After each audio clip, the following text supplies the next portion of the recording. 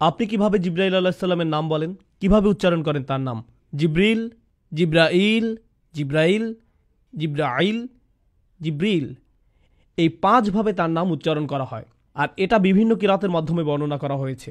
ইল, ইল মানে আল্লাহ সুবহানাহু ওয়া তাআলা, এ নিয়ে কোনো মতপার্থক্য নেই। জিব্রা মানে বান্দা বা দাস, তাহলে জিব্রাইল অর্থ আল্লাহর দাস, সুতরাং এটা হলো তার নাম এবং নামের অর্থ। রসুল সাল্লাল্লাহু আলাইহি সাল্লাম এবং আল্লাহ সুবহানাহু ওয়া তাআলা কিভাবে তাকে সম্বোধন করতেন, এটা আসলে একটা মজার বিষয়। যখন আমি এই বিষয়ে গবেষণা করা শুরু করলাম, প্রথম দিন এটা দেখে খুব অবাক হলাম যে আমি বুখারী শরীফ থেকে জিব্রাইল আলাইহিস সালাম সম্পর্কে বর্ণিত সকল হাদিস সংগ্রহ করলাম। প্রথমে যে হাদিস জিব্রাইল আলাইহিস সালামের নাম উল্লেখ করা আছে, রসুল সাল্লাল্লাহু আলাইহি সাল্লাম বলেন জিব্রিল সাল্লাল্লাহু আলাইহি সাল্লাম। আমরা সাধারণত জিব্রিলকে আলাইহিস সালাম বলে সম্বোধন করি, যার অর্থ তার উপর শান্তি বর্ষিত হোক, কিন্তু রসুল সাল্লাল্লাহু আলাইহি সাল্লাম তার উপর সালাওয়াতও পেশ করলেন সাল্লাল্লাহু আলাইহি সাল্লাম। রসুল সাল্লাল্লাহু আলাইহি সাল্লাম এটা করলেন জিব্রাইল আলাইহিস সালামের উচ্চ মর্যাদার কারণে। আরেকটা ব্যাপার, রসুল সাল্লাল্লাহু আলাইহি সাল্লাম প্রায় তার নাম বলে তাকে সম্বোধন করতেন না। জানেন কিভাবে করতেন? তিনি বলতেন, যিনি আমার রবের নিকট থেকে আসেন। আল্লাহ সুবহানাহু ওয়া তাআলা বিভিন্ন উপায়ে তাকে সম্বোধন করেন, সবগুলো আমার পক্ষে বর্ণনা করা সম্ভব নয়, এটা আরেকটা বিশাল অধ্যয়নের ব্যাপার। যিনি আমার রবের নিকট থেকে আসেন, ইনশাআল্লাহ ভবিষ্যতে এই বিষয়ে আলোচনা করা যাবে। তবে সবচেয়ে কমন যে বিষয়টি আপনি পাবেন তা হলো রূহ, স্পিরিট, শব্দটি আত্মা। আল্লাহ তাকে বলেন আর রূহুল কুদুস, পবিত্র আত্মা। আল্লাহ বলেন আর রূহুল আমিন, বিশ্বাসী আত্মা। আল্লাহ বলেন রূহানা, আমাদের আত্মা। আল্লাহ তাকে আরও ডাকেন রাসূলুন করিম, সম্মানিত বার্তাবাহক। সর্বশেষ আরেকটি নাম বলেই আমরা অগ্রসর হব সময় স্বল্পতার কারণে। এই নামটি আল্লাহ বা রসুল সাল্লাল্লাহু আলাইহি সাল্লামের পক্ষ থেকে নয়, বরং ওয়ারাকা ইবনে নওফলের কাছ থেকে, যিনি ছিলেন খাদিজা রাদিয়াল্লাহু তাআলা আনহার চাচাতো ভাই। ওয়ারাকা বলেছিলেন ইনি হলেন আন-নামুস, আন-নামুস, যাকে মুসা আলাইহিস সালামের কাছে প্রেরণ করা হয়েছিল। জিব্রাইল আলাইহিস সালাম দেখতে কেমন ছিলেন? জিব্রাইল আলাইহিস সালাম বিভিন্ন রকম আকৃতি ধারণ করতেন। তিনি মানুষের আকৃতি ধারণ করতেন, আবার কখনো কখনো তিনি ফেরেশতার আকৃতিও ধারণ করতেন। রাসূল সাল্লাল্লাহু আলাইহি সাল্লাম বলেন, আমি জিব্রাইল আলাইহিস সালামকে দেখেছি আর তার ছিল 600 ডানা। রসুল সাল্লাল্লাহু আলাইহি সাল্লাম বলেন, তিনি আল্লাহ প্রদত্ত একটি বিশাল সিংহাসনে উপবিষ্ট হয়ে সম্পূর্ণ দিগন্তকে ঢেকে ফেলতেন। রসুল সাল্লাল্লাহু আলাইহি সাল্লাম আরও বলেন, ওই 600 ডানা শুধু ছড়ানোই থাকতো না, তার ডানাগুলো থেকে প্রতিনিয়ত মণিমুক্তা ঝরতে থাকত। আর তার ডানা রং ছিল সবুজ, তার পায়ের পাতার রঙও ছিল সবুজ। ফেরেশতার আকৃতিতে তাকে এমন দেখাতো। আর তিনি হলেন অন্য সকল ফেরেশতাদের চেয়ে আলাদা। মানুষ্য আকৃতিতে তাকে কেমন দেখাতো? জিব্রাইল আলাইহিস সালাম কয়েকজন মানুষের আকৃতি ধারণ করতেন, তাকে বিভিন্ন রকম দেখাতো। কিন্তু যখন তিনি রসুল সাল্লাল্লাহু আলাইহি সাল্লামের নিকট আসতেন, তিনি সুনির্দিষ্ট একটি রূপ নিয়ে আসতেন। রাসূল সাল্লাল্লাহু আলাইহি সাল্লাম বলেন, দিহিয়া ইবন খলিফা আল কলবি রাদিয়াল্লাহু তাআলা আনহুর মতো দেখাতো। দিহিয়া রাদিয়াল্লাহু তাআলা আনহুকে একজন সুন্দর ফেরেশতা। দিহিয়া রাদিয়াল্লাহু তাআলা আনহুকে বলা হতো বনু কলবের ইউসুফ। ইউসুফ আলাইহিস সালাম সম্পর্কে মহিলারা কি বলেছিল? ইনি একজন সুদর্শন ফেরেশতা। তো দিহিয়াকে বলা হতো বনু কলবের ইউসুফ। মহিলারা দিহিয়াকে পছন্দ করত।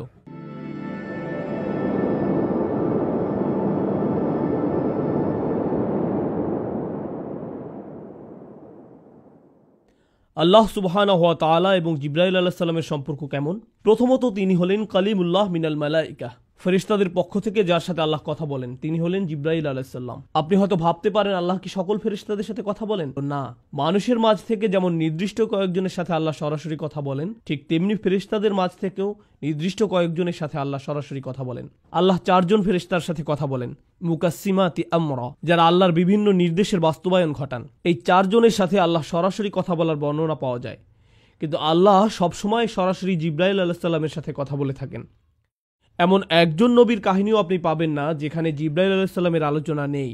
আপনি যদি কাসাসুল আম্বিয়া পড়েন, প্রত্যেক নবীর আলোচনায় কোনো না কোনোভাবে জিব্রাইল আলাইহিস সালামের নাম উঠে আসবেই, কারণ তাকে 1,24,000 পয়গম্বরের কাছে পাঠানো হয়েছিল।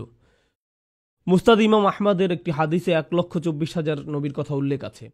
তাদের মাঝে 350 জন ছিলেন রসুল। তাদের প্রত্যেকের কাছে জিব্রাইল আলাইহিস সালামকে পাঠানো হয়েছিল তাদেরকে শিক্ষা দেওয়ার জন্য, গড়ে তোলার জন্য, সমর্থন দেওয়ার জন্য, প্রতিরক্ষার জন্য। তিনি প্রথম থেকেই তাদের সাথে ছিলেন। তার আরেকটি উপাধি ছিল নাসরুল আম্বিয়া, তিনি ছিলেন নবীদের সাহায্যকারী। জিব্রাইল আলাইহিস সালামই ইব্রাহিম আলাইহিস সালামকে শয়তানের প্রতি পাথর ছুঁড়তে বলেছিলেন, আর আমরা সেই ঘটনার স্মরণে শয়তানের প্রতি পাথর ছুঁড়ি। সুবহানাল্লাহ। দেখুন সেই ঘটনার কত চমৎকার ঐতিহ্য আমাদের। জিব্রাইল আলাইহিস সালামই ইব্রাহিম আলাইহিস সালামকে হজের নিয়মকানুন শিখিয়েছিলেন। কখনো কখনো জিব্রাইল আলাইহিস সালামের ভূমিকাকে স্পষ্টরূপে উল্লেখ করা হয় না। ইউসুফ আলাইহিস সালামের গল্পে কখনো কি জিব্রাইল আলাইহিস সালামের উল্লেখ পেয়েছেন? আপনি ইউসুফ আলাইহিস সালামের উপর বিশাল আলোচনা শুনতে পারেন, সেখানে হয়তো জিব্রাইল আলাইহিস সালামের কথা কখনো বলা হয় না, কিন্তু তিনি সেখানে ছিলেন। আয়াতে বলা হয় ওয়ালাম্মা বালাগা আশুদ্দাহু আতাইনাহু হিকমা ওয়া ইলমা। তিনি যখন প্রাপ্তবয়স্ক হলেন তখন আমরা তাকে প্রজ্ঞা এবং জ্ঞান দিয়েছি। এতে ইঙ্গিত পাওয়া যায় যে তাঁর নবুয়ত অনেক কম বয়সে শুরু হয়। আল্লাহ এবং জিব্রাইল আলাইহিস সালামের সাথে তার সম্পর্ক অনেক কম বয়স থেকেই শুরু হয়। জিব্রাইল আলাইহিস সালামের সাথে হযরত ইউসুফের কখন প্রথম দেখা হয়? যখন তার ভাইরা তাকে সেই কূপে নিক্ষেপ করেছিল আর তিনি কূপের তলায় পড়তে যাচ্ছিলেন, তখন তিনি এমন এক লোকের হাতের উপর ল্যান্ড করলেন যাকে তিনি আগে কখনো দেখেননি। তিনি ছিলেন জিব্রাইল আলাইহিস সালাম। জিব্রিল তাকে ধরে ফেলেন যেন ইউসুফ আলাইহিস সালাম পড়ে গিয়ে ব্যথা না পান। সুবহানাল্লাহ। চিন্তা করে দেখুন, ইবনুল কাইয়্যিম রাহিমাহুল্লাহ এ ব্যাপারে মন্তব্য করতে গিয়ে বলেন, এই ঘটনার নিদর্শন রয়েছে যে কোন সৃষ্টি আল্লাহর রজ্জুকে ধারণ করলে আল্লাহ অবশ্যই তাকেও ধারণ করেন, তিনি আপনাকে পড়ে যেতে দিবেন না। মাঝে মাঝে এই উল্লেখটা খুব সূক্ষ্ম, আপনি হয়তো কোনো লক্ষণীয় উল্লেখের কথা শুনেন না। এখানে জিব্রাইল আলাইহিস সালামের ভূমিকাটা খুবই তাৎপর্যপূর্ণ। ইউসুফ আলাইহিস সালাম যেন পড়ে গিয়ে ব্যথা না পান, সেজন্য আল্লাহ তাকে পাঠালেন ধরে ফেলার জন্য। কখনো কখনো বর্ণিত গল্পের নবীর সাথে নয়, বরং নবীর শত্রুদের সাথে জিব্রাইল আলাইহিস সালামের উল্লেখ পাওয়া যায়।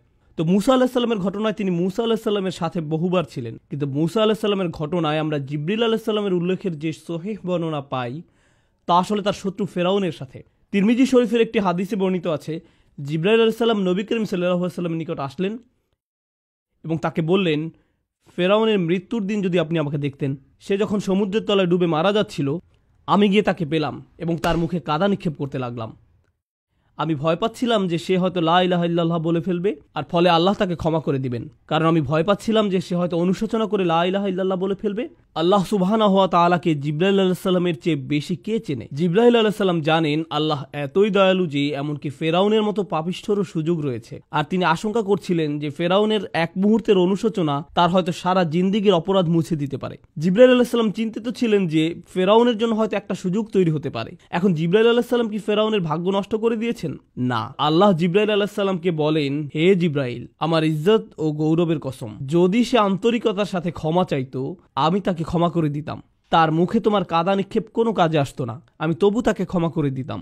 তার মুখে তোমার কাদা নিক্ষেপ কোনো কাজে আসতো না, আমি তবু তাকে ক্ষমা করে দিতাম। এখন দেখুন, আপনি হয়তো ভাবতে পারেন মুখে কাদা মারার কারণ কি? যখন পাপী ব্যক্তি মারা যায়, ফেরেশতারা তার মুখে আঘাত করতে থাকে। জিবরাইল আলাইহিস সালাম কেন ফেরাউনকে এত ঘৃণা করতেন?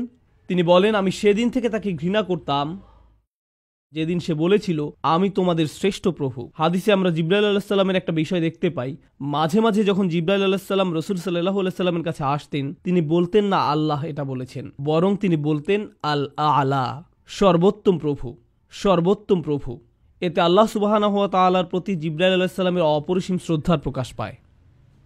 পরিশেষে ইমরানের পরিবারের সাথে কোনো সময় জিবরাইল আলাইহিস সালামকে নবীর সাথে উল্লেখ না করে নবীর পরিবারের সাথে উল্লেখ করা হয়। তো আমরা মরিয়ম আলাইহিস সালামের ঘটনা জানি।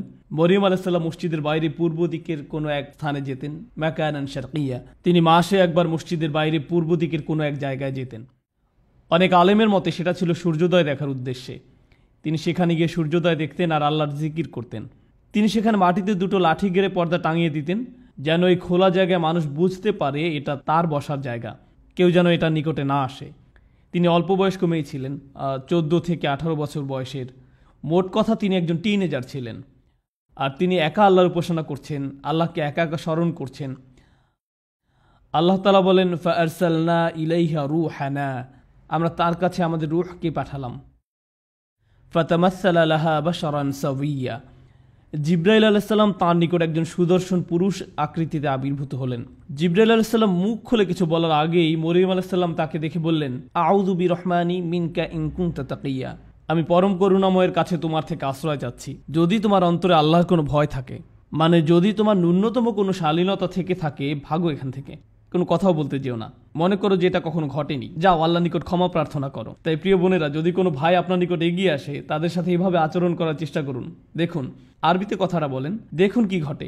যদি তিনি আরবি নাও বুঝেন, তিনি ভাববেন না এই আপুর থেকে দূরে থাকাই উত্তম। আমরা এই গল্পে যদি আবার ফেরত যাই তাহলে দেখব যে মরিয়ম আলাইসাল্লাম জিব্রাইল আলাইসাল্লামের সাথে পরে কথা বলেছিলেন। কিন্তু কেন? কারণ মরিয়ম আলাইসাল্লামের এভাবে কঠিন স্বরে কথা বলতে দেখে জিব্রাইল আলাইসাল্লাম সাথে সাথে মানুষ্য আকৃতি থেকে ফেরেশতার আকৃতি ধারণ করেন। তিনি তার মানুষ্য আকৃতি ত্যাগ করেন এবং ফেরেশতার আকৃতিতে ফিরে যান। আর সেটা 600 ডানার পূর্ণ আকৃতি ছিল না।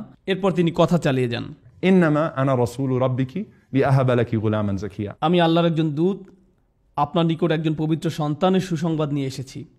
আল্লাহ এই সিদ্ধান্ত নিয়েছেন এবং কাযালিক, এটা ইতিমধ্যে করা হয়েছে। ওয়ালিনাজআলাহু আয়াতাল লিন্নাস ওয়া রাহমাতাম মিন্না, আমি তাকে মানুষের জন্য একটি নিদর্শন ও আমার পক্ষ থেকে অনুগ্রহ শুরু করতে চাই।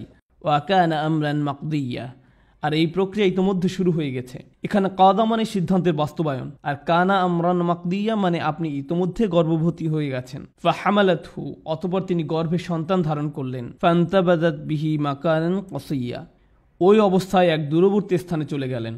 গর্ভকালীন পুরো সময়টা তিনি লুকিয়ে থাকলেন। আর যখন সন্তান জন্মদানের সময় আসলো, মনে রাখবেন তিনি ছিলেন একজন অনভিজ্ঞ তরুণী, তার পাশে সাহায্য করার মতো কেউ ছিল না। তিনি পূর্বে কখনো সন্তান জন্ম দেননি। প্রসব বেদনা তাকে এক খেজুর বৃক্ষের মূলে আশ্রয় নিতে বাধ্য করল। তিনি বললেন, হায়, আমি যদি কোনো কারণে এর পূর্বেই মারা যেতাম এবং মানুষের স্মৃতি থেকে বিলুপ্ত হয়ে যেতাম। যেহেতু মরিয়ম আলাইসাল্লামের গর্ভধারণ বা সন্তান জন্মদানের কোনো অভিজ্ঞতা ছিল না, আর গর্ভধারণ এবং সন্তান জন্মদান একজন মেয়ের প্রায় মৃত্যুর কাছাকাছি নিয়ে যায়। মহিলারা যারা শুনছেন তারা হয়তো ভাবছেন, হ্যাঁ আমরা জানি। যেহেতু গর্ভধারণ এবং সন্তান জন্মদান একজন মেয়েকে প্রায় মৃত্যুর কাছাকাছি নিয়ে যায়, মনে করছিলেন তিনি মারা যাচ্ছেন। ফানাদাহা মিন তাহতিহা আল্লা তাহজানি, জিবরাইল আলাইহিস সালাম এই সময়টাতে তাকে সান্ত্বনা দিতে লাগলেন। আপনি মনে করছেন যে মানুষ আপনাকে নিয়ে কুৎসা রটনা করবে, কিন্তু বাস্তবতা হলো একসময় মানবজাতির কাছে ওহী পাঠানো হবে, আর তাতে উল্লেখ থাকবে যে অযকুর ফি কিতাবি মারিয়াম, এই কিতাবে মারিয়ামের কাহিনী বর্ণনা করুন। আর দেখো, কদ জাআলা রব্বুকা তাহতাকা সারিয়া, তোমার পালনকর্তা তোমার পায়ের তলায় একটি নহর জারি করেছেন, আর তুমি খেজুর গাছের কাণ্ড ধরে তোমার দিকে নাড়া দাও, তাহলে তা তোমার উপর তাজা পাকা খেজুর ফেলবে। ফাকুলি ওয়াশরাবি অকররি আইনান, অতঃপর তুমি খাও, পান করো এবং চোখ জোড়াও। তোমার বাচ্চা তোমার চক্ষু শীতলকারী হওয়ার কথা। তোমার বাচ্চার দিকে তাকাও, কষ্টের দৃষ্টিতে নয়, সুখের দৃষ্টিতে। অতঃপর দ্বিতীয় পরীক্ষা আসলো, যখন তোমার সম্প্রদায় তোমার সন্তান সম্পর্কে জিজ্ঞেস করবে, তখন তুমি নিজের সমর্থনে কোনো কথা বলতে পারবে না। এবং ইতিমধ্যে মরিয়ম আলাইসাল্লামের পূর্ণ বিশ্বাস তৈরি হয়ে গেল যে আল্লাহর সাহায্য তার সাথেই রয়েছে। তাই মরিয়ম আলাইসাল্লাম যখন তার সম্প্রদায়ের সম্মুখীন হলেন, তিনি জানতেন না যে আল্লাহ কিভাবে তাকে রক্ষা করবেন। কিন্তু যেহেতু তাকে সঠিক উপায়ে প্রশিক্ষিত করা হয়েছে, আল্লাহর উপর তার নির্ভরতা চূড়ান্ত রূপে আবির্ভূত হলো। তিনি ভাবলেন কিছু একটা ঘটতে যাচ্ছে, আর ঠিকই আল্লাহ সুবহানাহু ওয়া তাআলা তাকে পুরস্কৃত করলেন। এখানে জিবরাইল আলাইহিস সালাম ঈসা আলাইহিস সালামের দায়িত্ব গ্রহণ করেন। আল্লাহ সুবহানাহু ওয়া তাআলা বলেন, আমরা তাকে পবিত্র আত্মার মাধ্যমে সাহায্য করেছি। এমনকি আল্লাহ এটাকে ঈসা আলাইহিস সালামের প্রতি একটি অনুগ্রহ হিসাবে উল্লেখ করেন। আমি তোমাকে পবিত্র আত্মার মাধ্যমে সাহায্য করেছি। ঈসা আলাইহিস সালামকে জিবরাইল আলাইহিস সালামের মাধ্যমে তার সারা জীবন জুড়ে সাহায্য করা হয়। শুধু এটা নয়, বরং আলেমদের মতে জিবরাইল হচ্ছেন একমাত্র ফেরেশতা যিনি কোনো নবীকে আকাশে নিয়ে যেতে পারেন।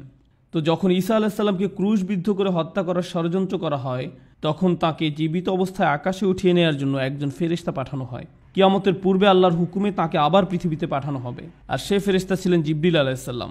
আমি এর তাৎপর্য বোঝার চেষ্টা করেছিলাম যে কেন আল্লাহ এই কথাটি ওয়া মা তানাজ্জালু ইল্লা বিআমরি রাব্বিকা সূরা মরিয়মে বলেছেন।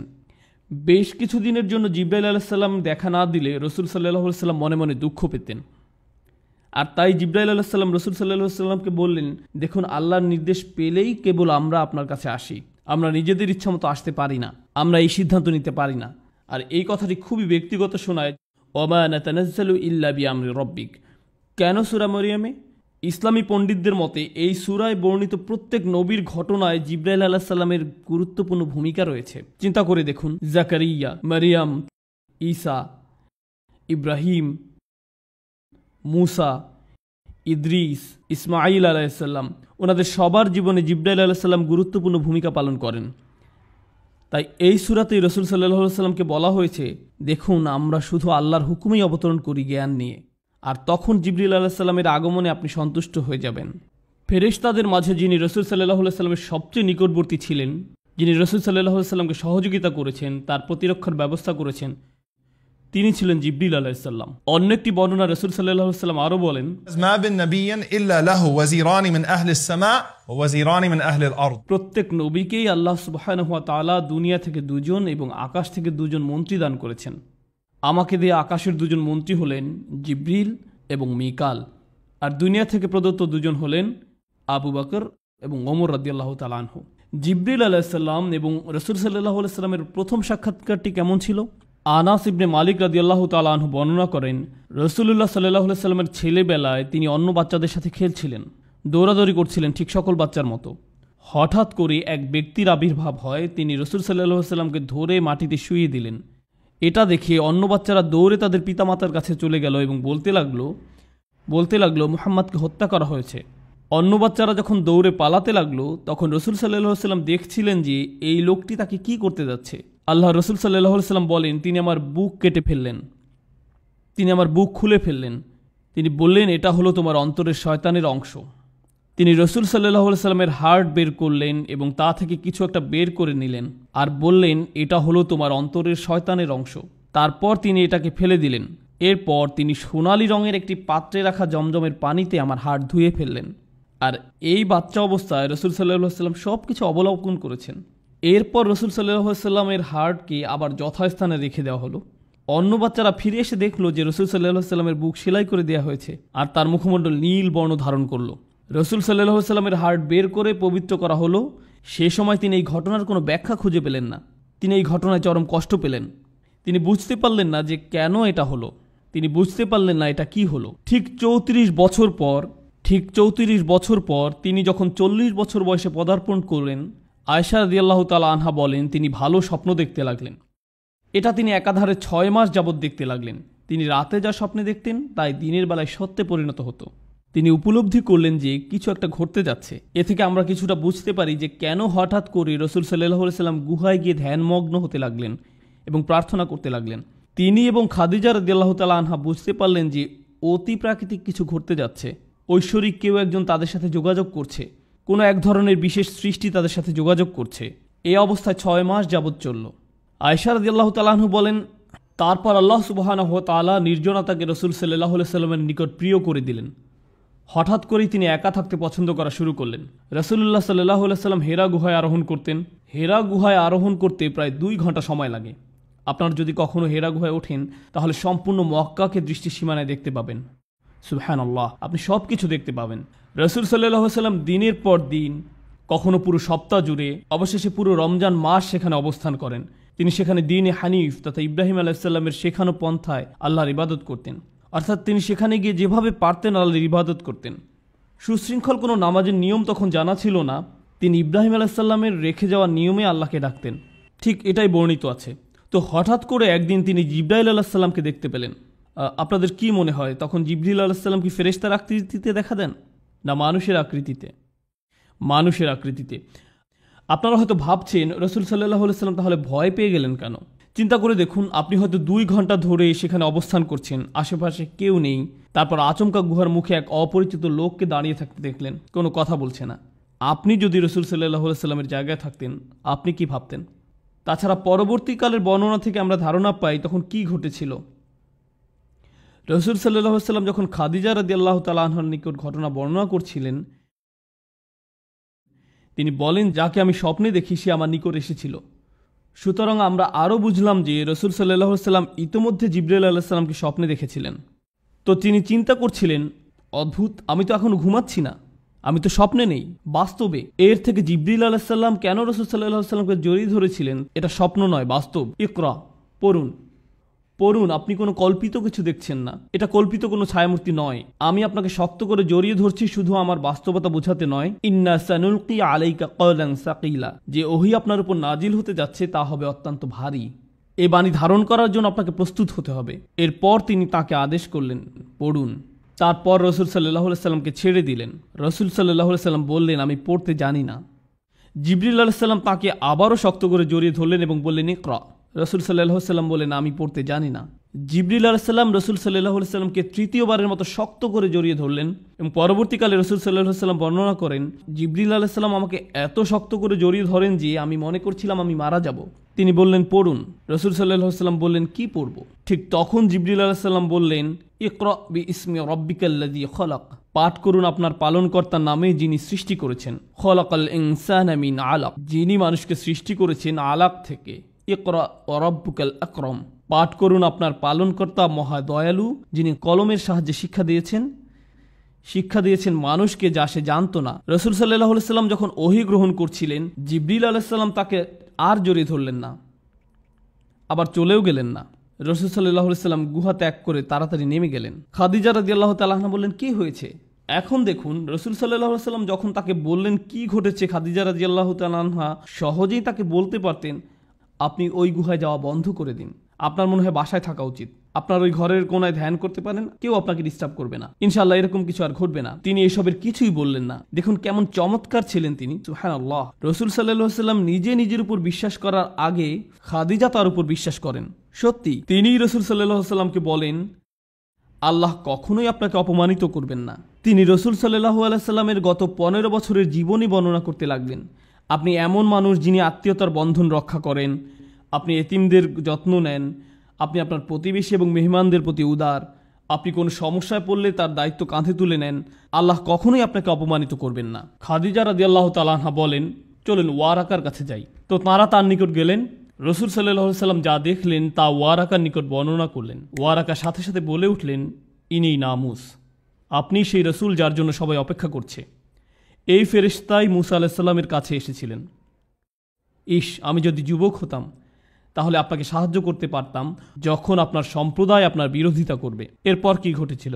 আয়েশা রাদিয়াল্লাহু তাআলা আনহা বর্ণনা করেন এরপর বহু দিন যাবৎ ওহী অবতীর্ণ হওয়া বন্ধ থাকে। রাসূল সাল্লাল্লাহু আলাইহি ওয়াসাল্লাম অপেক্ষা করতে লাগলেন যেন সেই ফেরেশতা আবার দেখা দেন। রাসূল সাল্লাল্লাহু আলাইহি ওয়াসাল্লাম আবার ওই পাহাড়ে ঘুরতে লাগলেন।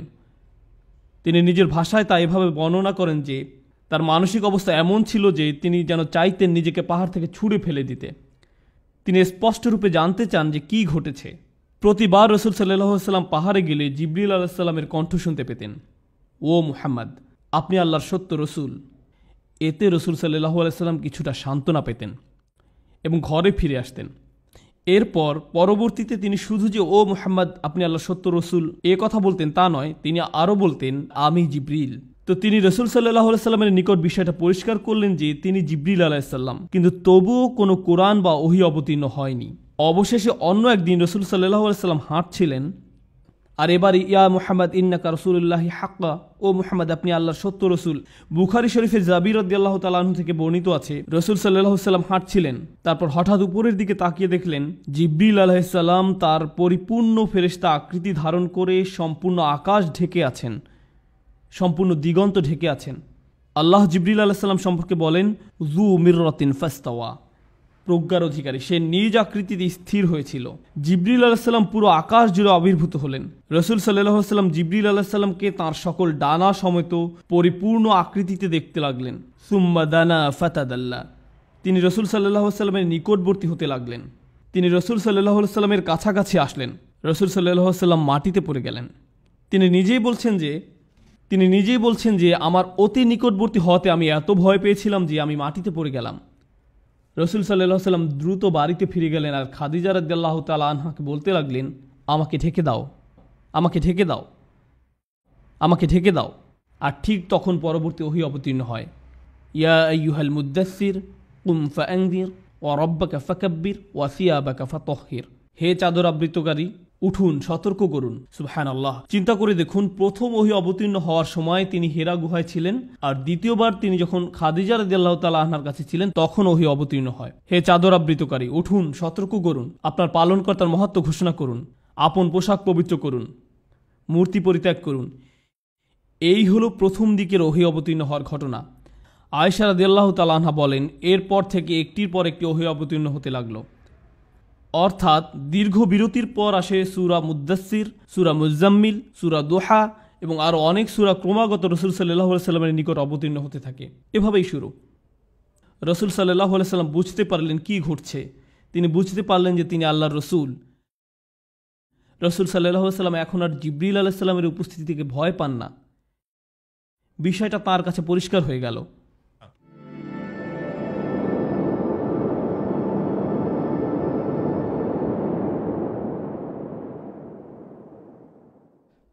জিবরিল আলাইহিসসালাম এবং রসুল সাল্লাল্লাহু আলাইহি সাল্লামের মাঝে ব্যক্তিগত কথোপকথন। জিবরিল আলাইহিসসালাম রসুল সাল্লাল্লাহু আলাইহি সাল্লামের ঘরে বহুবার এসেছিলেন। কোনো কোনো সাহাবী তাকে দেখতে পেতেন, আবার কেউ কেউ দেখতে পেতেন না। একদিন আব্বাস রাদিয়াল্লাহু তাআলা আনহু তার সন্তান আব্দুল্লাহ রাদিয়াল্লাহু তাআলা আনহুকে নিয়ে রসুল সাল্লাল্লাহু আলাইহি সাল্লামের সাথে সাক্ষাৎ করতে আসলেন। আব্বাস রাদিয়াল্লাহু তাআলা আনহু রসুল সাল্লাল্লাহু আলাইহি সাল্লামকে সম্বোধন করে কথা বলছিলেন, কিন্তু তিনি সাড়া দিচ্ছিলেন না।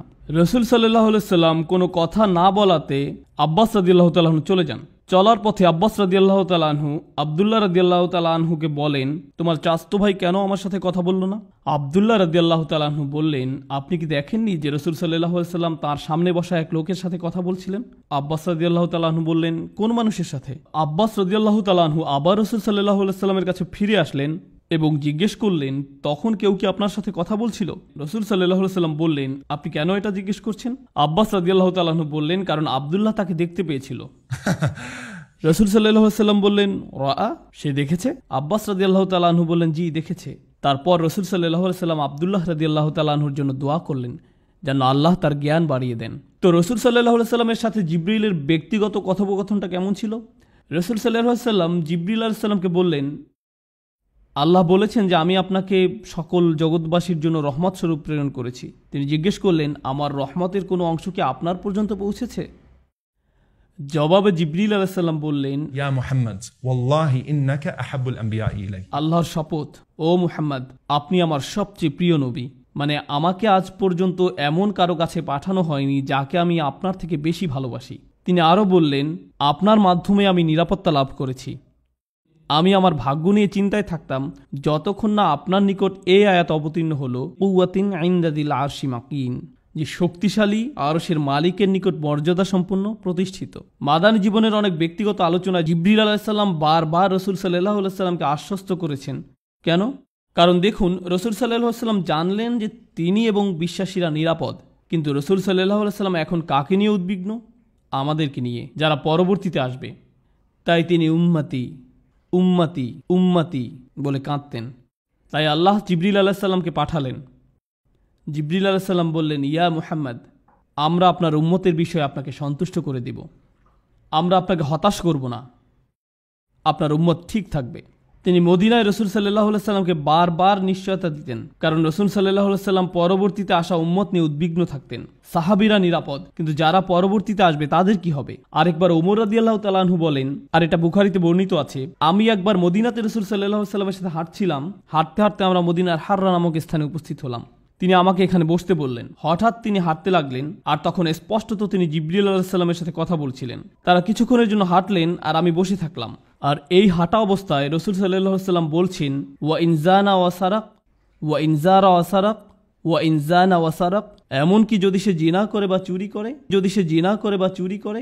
আর ওমর রাদিয়াল্লাহু তাআলা আনহু উত্তর শুনতে পাচ্ছিলেন না। ইয়া রাসূলুল্লাহ, ওইটা কি ছিল? রাসূল সাল্লাল্লাহু আলাইহি সাল্লাম বললেন, তিনি ছিলেন জিবরিল আলাইহিস সালাম। তিনি এসেছিলেন আমাকে সুসংবাদ দিতে যে এই উম্মতের প্রত্যেক ব্যক্তি অবশেষে জান্নাতে প্রবেশ করবে। তাই রাসূল সাল্লাল্লাহু আলাইহি সাল্লাম বললেন, এমনকি যদি সে জিনা বা চুরি করে, হ্যাঁ, এমনকি যদি সে জিনা বা চুরি করে, অবশেষে সে জান্নাতে প্রবেশ করবে। তো তিনি এভাবে রাসূল সাল্লাল্লাহু আলাইহি সাল্লামকে সান্ত্বনা দিলেন। রাসূল সাল্লাল্লাহু আলাইহি সাল্লাম যখন শারীরিকভাবে অসুস্থ হয়ে পড়েন, তখন জিবরিল আলাইহিস সালাম কিভাবে সান্ত্বনা দিতেন? রাসূল সাল্লাল্লাহু আলাইহি সাল্লাম যখন অসুস্থ হয়ে পড়েন, তিনি বলেন, জিবরিল আমার কাছে আসলেন এবং বললেন, ও মুহাম্মদ, আপনি কি অসুস্থ? আমি বললাম, হ্যাঁ। তখন জিবরিল তাঁর হাত দিয়ে আমার মুখমণ্ডল এবং বক্ষ মুছে দিলেন এবং বললেন, বিসমিল্লাহি আরকিকা মিন কুল্লি শাইইন আউযিকা, আল্লাহর নামে আমি আপনার জন্য আরোগ্য প্রার্থনা করছি সব কিছু থেকে যা আপনার ক্ষতি করছে। মিন শাররি কুল্লি নাফসিন আও আইনিন আও হাসিদ, সকল খারাপ জিনিস থেকে অথবা বদ নজর থেকে বা হিংসা থেকে আল্লাহ আপনাকে আরোগ্য দান করুন। আল্লাহর নামে আমি আপনার জন্য আরোগ্য প্রার্থনা করছি। কিন্তু তখন ব্যাপারটা কেমন ছিল যখন জিবরিল আলাইহিস সালাম রাসূল সাল্লাল্লাহু আলাইহি সাল্লামকে জীবন সম্পর্কে কোনো উপদেশ দিতেন? এখন আমি আপনাদেরকে যে বিষয়টি বলবো সেটি রাসূল সাল্লাল্লাহু আলাইহি সাল্লামের জীবনের শেষ দিককার। জিবরিল আলাইহিস সালাম রাসূল সাল্লাল্লাহু আলাইহি সাল্লামের নিকট এসে বললেন, হে মুহাম্মদ, হে মুহাম্মদ। আচ্ছা, আল্লাহ কি কোরআনে কখনো এভাবে বলেছেন, হে মুহাম্মদ? না। ইয়া রাবি আল্লাহ, ইয়া রাসূল আল্লাহ, ও আল্লাহর নবী, ও আল্লাহর রসুল। তাহলে জিবরিল আলাইহিস সালাম কি করে ইয়া মুহাম্মদ বলার সাহস করলেন? আলেমরা বলেন যে যখন জিবরিল আলাইহিস সালাম বলেন ইয়া মুহাম্মদ, এর মানে হলো এখনকার বিষয়টি ওহির বাইরের বিষয়, যখন আমি আপনাকে ইয়া মুহাম্মদ বলি তার মানে বিষয়টি আপনি মুহাম্মদ আর আমার মধ্যকার। সুতরাং এটা হলো কেবল এমন একক সময় যখন জিব্রাইল ইয়া রাসূলুল্লাহ বলে সম্বোধন করলেন না। সুতরাং তিনি বললেন, হে মুহাম্মদ, 5টি উপদেশ দিচ্ছি আপনাকে। عش ما شئت فإنك ميت. আপনি যেভাবে খুশি জীবনযাপন করুন, কিন্তু এ কথা মনে রাখবেন যে আপনি একদিন মৃত্যুবরণ করবেন। তিনি আরো বলেন, واحبب ما شئت فإنك مفارق. আপনি যাকে খুশি ভালোবাসুন, কিন্তু মনে রাখবেন যে একদিন আপনি তার থেকে বিচ্ছিন্ন হয়ে যাবেন। واعمل ما شئت فإنك مجزي به. 3, আপনি যা খুশি তাই করতে পারেন, কিন্তু এ কথা স্মরণ রাখবেন যে আপনার কর্ম অনুযায়ী আপনাকে প্রতিফল দেয়া হবে। মানে হলো প্রত্যেকটি বিষয় আখিরাতে আসবে, প্রত্যেকটি পুরস্কারই আখিরাতে দেয়া হবে। আপনি যা করেন তা করতে থাকুন আর মনে রাখবেন যে এর বদলা আখিরাতে পাবেন। واعلم أن شرف المؤمن قيامه بالليل. জেনে রাখুন একজন বিশ্বাসীর জন্য সত্যিকারের আভিজাত্য রাত্রিবেলা নামাজে দাঁড়ানোর মাঝে, আর তার প্রকৃত মর্যাদা আত্মনির্ভরশীলতার মাঝে। নিজেকে মানুষের প্রয়োজন থেকে মুক্ত রাখতে চেষ্টা করুন। আর্থিকভাবে, আবেগের দিক থেকে, মানসিকভাবে বা শারীরিকভাবেই হোক, একজন মানুষ হিসাবে আপনার সম্মান ও মর্যাদা অন্য মানুষের উপর নির্ভর না হওয়ার প্রচেষ্টার মাঝে। যে কোনো ব্যাপারেই হোক না কেন, নিজেকে মানুষের প্রয়োজন থেকে মুক্ত রাখতে চেষ্টা করুন।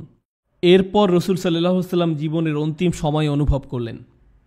আর যখন অবস্থা ক্রমান্বয়ে খারাপ হতে থাকে, আবু সাঈদ খুদরি রাদিয়াল্লাহু তাআলা আনহু বর্ণনা করেন, রাসূল সাল্লাল্লাহু আলাইহি ওয়াসাল্লাম সাহাবাদের মাঝে অবস্থান করছিলেন। তিনি খুব সাধারণভাবে বললেন, নিশ্চয়ই আল্লাহ তাআলা তাঁর এক বান্দাকে এভাবে এখতিয়ার দিয়েছেন যে বান্দা হয় দুনিয়ার শান শওকতকে পছন্দ করবে, অথবা যা কিছু আল্লাহর কাছে রয়েছে তা থেকে পছন্দ করবে। রাসূল সাল্লাল্লাহু আলাইহি ওয়াসাল্লামের বাড়িতে সবাই কাঁদছিল, কারণ সবাই বুঝতে পারছিলেন যে রাসূল সাল্লাল্লাহু আলাইহি ওয়াসাল্লামের অন্তিম সময় চলে এসেছে। তিনি শেষ সময়ের নিকটবর্তী। বিশেষ করে ফাতিমা রাদিয়াল্লাহু তাআলা আনহা ভীষণভাবে বিধ্বস্ত হলেন। তাঁর কন্যা উম্মু আবিহা, তার পিতার মা, সর্বদা তার সাথে ছিলেন ওই সময়। রাসূল সাল্লাল্লাহু আলাইহি সাল্লাম তার প্রতি ভালোবাসা দেখালেন, মমতা দেখালেন। এমনকি যখন তিনি কোনোভাবে কথাও বলতে পারছিলেন না, তখনও তিনি হাতের ইশারায় ফাতিমাকে ডাকলেন। ফাতিমা রাদিয়াল্লাহু তাআলা আনহা কাছে আসলেন। রাসূল সাল্লাল্লাহু আলাইহি সাল্লাম তাকে আরও নিকটে আসতে বললেন, তার কানে কিছু বললেন। ফাতিমা রাদিয়াল্লাহু তাআলা আনহা আরও বেশি করে কাঁদতে লাগলেন। রাসূল সাল্লাল্লাহু আলাইহি সাল্লাম তাকে পুনরায় কাছে আসতে বললেন এবং চুপিসারে আরও কিছু কথা বললেন। এবার কথা শুনে ফাতিমা রাদিয়াল্লাহু তাআলা আনহা হাসিতে ফেটে পড়লেন। আয়েশা রাদিয়াল্লাহু তাআলা আনহা এগুলো দেখে হতবুদ্ধি হয়ে গেলেন যে একবার ফাতিমা কাঁদছেন, আবার হঠাৎ করে হাসছেন। সুতরাং তিনি ফাতিমা রাদিয়াল্লাহু তাআলা আনহাকে চাপাচাপি করছিলেন যে বলো না, কি বলেছেন তিনি। শেষে ফাতিমা রাদিয়াল্লাহু তাআলা আনহা বলতে বাধ্য হলেন যে তিনি বলেছেন, জিব্রাইল সাধারণত প্রতি রমজানে আমাকে নিয়ে পুরো কোরআন একবার ঝালিয়ে নেন, আর এই বছর রমজানে তিনি 2 বার পুনঃপাঠ করেছেন। তার মানে হলো জিবরিল আলাইহিস সালাম ওহীকে শক্তিশালী করে দিলেন, আর আমার মনে হয় না আমি আর রোগ থেকে আরোগ্য লাভ করব। আয়েশা রাদিয়াল্লাহু তাআলা আনহা রাসূল সাল্লাল্লাহু আলাইহি ওয়াসাল্লামকে যেখানে নিয়ে যাওয়া প্রয়োজন সেখানে নিয়ে যাচ্ছেন। তিনি রাসূল সাল্লাল্লাহু আলাইহি ওয়াসাল্লামকে দৃঢ় হতে সাহায্য করেন, আর এমত অবস্থায় রাসূল সাল্লাল্লাহু আলাইহি ওয়াসাল্লাম তার শরীরে হেলান দিয়ে আছেন। তার দৃষ্টি পড়ল আব্দুর রহমান ইবনে আবু বকর রাদিয়াল্লাহু তাআলা আনহুর উপরে, যিনি আয়েশা রাদিয়াল্লাহু তাআলা আনহার ভাই। তিনি দেখলেন তার পকেটে একটি মিসওয়াক রয়েছে, এবং আয়েশা রাদিয়াল্লাহু তাআলা আনহা বললেন যে আমি বুঝতে পারছিলাম যে রাসূল সাল্লাল্লাহু আলাইহি ওয়াসাল্লাম এটি পেতে চাচ্ছেন। আয়েশা রাদিয়াল্লাহু তাআলা আনহা রাসূল সাল্লাল্লাহু আলাইহি ওয়াসাল্লামকে বললেন, আপনি কি মিসওয়াক চান? রাসূল সাল্লাল্লাহু আলাইহি ওয়াসাল্লাম মাথা না দিয়ে সম্মতি দিলেন। আব্দুর রহমান তার অব্যবহৃত মিসওয়াকটি আয়েশা রাদিয়াল্লাহু তাআলা আনহাকে দিলেন। তিনি এটাকে চিবিয়ে নরম করলেন এবং রাসূল সাল্লাল্লাহু আলাইহি ওয়াসাল্লামের মুখে পুরে দিলেন। অর্থ হলো রাসূল সাল্লাল্লাহু আলাইহি ওয়াসাল্লাম প্রত্যেক ওয়াক্ত সালাতের পূর্বে মিসওয়াক করতেন, কারণ তিনি চাইতেন যে আল্লাহর সাথে সাক্ষাৎকালে যেন তার শ্বাস প্রশ্বাস বিশুদ্ধ থাকে, প্রতিদিনই 5 বার। তিনি বললেন তিনি এটিকে ফরজ করতে পারতেন যদি উম্মতের জন্য কষ্টকর না হতো। তিনি আল্লাহর সাথে সাক্ষাতের পূর্বে প্রতিবারই মিসওয়াক করতেন। আয়েশা রাদিয়াল্লাহু তাআলা আনহা বলেন, যখন তিনি মিসওয়াক করা সমাপ্ত করলেন, دخل علينا جبريل. তখনই জিবরিল আলাইহিস সালাম আমাদের মাঝে প্রবেশ করলেন। আয়েশা রাদিয়াল্লাহু তাআলা আনহা রাসূল সাল্লাল্লাহু আলাইহি ওয়াসাল্লামের দিকে তাকালেন আর দেখতে পেলেন তাঁর চেহারা আলোয় উদ্ভাসিত হলো। জিবরিল আলাইহিস সালাম, যিনি নবীকে উপরের উপদেশগুলো দিয়েছিলেন, তিনি নবী সাল্লাল্লাহু আলাইহি ওয়াসাল্লামকে বললেন, শুনুন, আমি আপনাকে একটি বিষয় পছন্দ করতে বলবো। হয়তো আপনি আপনার সাহাবীদের সাথে থাকবেন এবং সুন্দরভাবে জীবনযাপন করবেন, অথবা আপনি সর্বোচ্চ আল্লাহর সাহচর্যে থাকবেন। জিবরিল আলাইহিস সালাম যখন এই কথাটি বললেন, তখন নবী সাল্লাল্লাহু আলাইহি ওয়াসাল্লাম তার উত্তরে বললেন, বালা রফিকিল আলা, আল্লাহুম্মা রফিকিল আলা। ও আল্লাহ, আমি সর্বোচ্চ বন্ধুর সাহচর্য কামনা করি। আয়েশা রাদিয়াল্লাহু তাআলা আনহা বলেন, যখন তিনি আর রফিকিল আলা বলছেন, তিনি যেন তার সমস্ত শরীরকে ছেড়ে দিচ্ছেন। الرفيق الأعلى. ও আল্লাহ, আল্লাহর সাহচর্য। বলতে বলতে তার হাত পড়ে গেল। রাসূল সাল্লাল্লাহু আলাইহি ওয়াসাল্লাম ইন্তেকাল করলেন। যখন এই ঘটনা হলো, আয়েশা রাদিয়াল্লাহু তাআলা আনহা চিৎকার করে উঠলেন। ফাতেমা রাদিয়াল্লাহু তাআলা আনহা যখন আয়েশা রাদিয়াল্লাহু তাআলা আনহার চিৎকার শুনতে পেলেন, তিনি আকাশের দিকে তাকিয়ে বললেন, ইয়া আবাতা মান রাব্বিহি মা আদনা, হে আমার পিতা, আপনি আপনার রবের কতটা সন্নিকটে আছেন এখন। يا أبتا إلى جبريل ننعى হে আমার পিতা, আমরা জিব্রাইলের নিকট আপনার মৃত্যুর সংবাদ ঘোষণা দিচ্ছি। ইয়া আবাতা জান্নাতুল ফিরদাউসি মাওয়া, হে আমার পিতা, জান্নাতই আপনার বর্তমান ঠিকানা। এবং এ কথাটি তিনি বারবার বলতে থাকলেন, বলতেই থাকলেন। আপনি আপনার রবের কতটা নিকটে আছেন। জিব্রিলের নিকট আপনার প্রস্থানের ঘোষণা দিচ্ছি এবং জান্নাতুল ফিরদাউসি আপনার আবাসস্থল। সুবহানাল্লাহ। নবী সাল্লাল্লাহু আলাইহি সাল্লাম মৃত্যুবরণ করেছেন এবং প্রত্যেকেই মৃত্যুবরণ করবে। নবী সাল্লাল্লাহু আলাইহি সাল্লাম বলছেন জিব্রিলও মৃত্যুবরণ করবে। চিন্তা করতে পারেন, জিব্রিল আলাইহিস সালামও মারা যাবেন। নবী সাল্লাল্লাহু আলাইহি সাল্লাম বলেন, সিংগায় ফুৎকার দেওয়ার পর আল্লাহ যাদের চান তারা ছাড়া আর কেউ স্থির থাকতে পারবে না, অন্য সবাই মৃত্যুবরণ করবে। আল্লাহ সুবহানাহু ওয়া তাআলা তাদেরকে তার সম্মুখে নিয়ে আসবেন, আর তারা হলেন জিব্রিল, ইসরাফিল, মিকাল ও মৃত্যুর ফেরেশতা, যারা আল্লাহর আদেশসমূহের বাস্তবায়ন করেন। আল্লাহ মৃত্যুর ফেরেশতাকে জিজ্ঞেস করবেন, আর কারা কারা বাকি আছে। মৃত্যুর ফেরেশতা বলবেন, ও আল্লাহ, আপনার সম্মানিত পবিত্র চেহারার আপনার বান্দা আমি, আপনার বান্দা জিব্রিল, আপনার বান্দা জিব্রিল, আপনার বান্দা মিকাল এবং আপনার বান্দা ইসরাফিল। আল্লাহ বলবেন, মিকালের আত্মা নিয়ে নাও। তখন মিকালের আত্মা নিয়ে নেওয়া হবে। পুনরায় বলবেন, আর কে কে বাকি আছে। তিনি বলবেন, ও আল্লাহ, আপনি, আমি, জিব্রিল এবং ইসরাফিল। আল্লাহ বলবেন, ইসরাফিলের আত্মা নিয়ে নাও। ইসরাফিলের আত্মা তার থেকে নিয়ে নেওয়া হবে। আল্লাহ আবারও বলবেন, আর কারা বাকি আছে। তিনি বলবেন, ওয়াজহুকাল বাকিল করিম, ও আল্লাহ, আপনার পবিত্র চেহারা, আপনার এই বান্দা এবং আপনার বান্দা জিব্রিল, আমরা দুই বান্দা সবশেষে বাকি রয়েছি। আল্লাহ বলবেন, জিব্রিলের আত্মা নিয়ে নাও। রাসূল সাল্লাল্লাহু আলাইহি সাল্লাম বলেন, জিব্রিল তার চেহারা নিয়ে পতিত হবেন এমন অবস্থায় যে তার ডানাগুলো বিস্তৃত অবস্থায় থাকবে আর সেগুলো আল্লাহর প্রশংসা করতে থাকবে। তিনি তাসবিহরত অবস্থায় মৃত্যুবরণ করবেন। এরপর আল্লাহ বলবেন, আর কে বাকি আছে। তখন মৃত্যুর ফেরেশতা বলবে, ইয়া আল্লাহ, কেবল আপনি আর আমিই বাকি আছি। আল্লাহ মৃত্যুর ফেরেশতাকে আদেশ করবেন মৃত্যুবরণ করার জন্য, আর মৃত্যুর ফেরেশতা মারা যাবেন। আর আল্লাহ বলবেন, কুল্লু মান আলাইহা ফান, প্রত্যেক ব্যক্তি ধ্বংসপ্রাপ্ত হবে। ওয়ায়াবকা ওয়াজহু রাব্বিকা যুল জালালি ওয়াল ইকরাম, আর কেবল আপনার মহামান্বিত রবের চেহারাই বাকি থাকবে। আল্লাহ নিজেকেই তখন জিজ্ঞেস করবেন, লিমানিল মুলকুল ইয়াউম, আজকের রাজত্ব কার। আল্লাহ নিজেই প্রত্যুত্তরে বলবেন, লিল্লাহি ওয়াহিদিল কাহ্হার, কেবল অদ্বিতীয় নিয়ন্ত্রণকারী আল্লাহর। রাসূল সাল্লাল্লাহু আলাইহি সাল্লাম বলেন, যখন আখিরাতে আমরা সবাই হাজির হব, তখন সমস্ত জমিন আল্লাহর আনুগত্যের প্রশংসায় একদম সমতল হবে। তিনি বলেন, হাসরের ময়দানে প্রত্যেকেই যে জায়গায় রয়েছে সে জায়গা থেকে একটু নড়তে পারবে না। ثم أدعى أول الناس তিনি বলেন, আল্লাহর নিকট আমাকেই প্রথম আহ্বান করা হবে। অতএব আমি আল্লাহ সুবহানাহু ওয়া তাআলার নিকটে যাব, আমি সিজদায় পড়ে যাব। তিনি বলেন, অতঃপর আমি আমার মস্তক উত্তোলন করব فإذا جبريل عن يمين الرحمن এবং আকস্মিকভাবে আমি সর্বোচ্চ দয়াময় আল্লাহর ডান পাশে জিব্রিলকে দেখতে পাব।